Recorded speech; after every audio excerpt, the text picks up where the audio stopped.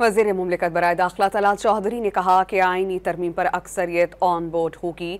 वो लोग on board नहीं होंगे जब पाकिस्तान पर हमला हुआ उस वक्त भी साथ नहीं दिया। बॉयकॉट करने वाले सिर्फ एक बहाना ढूंढ रहे हैं। पार्लियामेंट हाउस में सहाफ़ियों से बातचीत में तलाल चौधरी ने कहा कि ये जितना पार्लियामेंट से दूर जाएंगे वो सियासत से उतना ही दूर जाएं।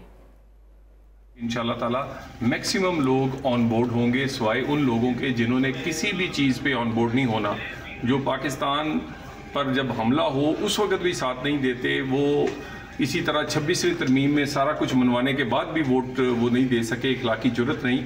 तो ऐसे लोग जो सिर्फ कोई ना कोई बहाना बना के हम तहरीक चलाएंगे, हम बाइकआउट करेंगे, हम क्या कहते हैं, मैं खुसूसन PTI और उसके बात कर रहा हूँ, तो वो तो सिर्फ एक बहाना ढूंढते हैं। वो प्रोसीडिंग्स का हिस्सा बने, वो आके अपनी बात करें। आपके पास आर्गूमेंट ना हो तो फिर आप इसी तरह दौड़ते हैं और कोई बहाना बनाते हैं। जितना पार्लियामेंट से दूर जाएंगे वो उतना अपनी सियासत से दूर जाएंगे, और ये हर आने वाला वक्त जो है उन्हें बताए।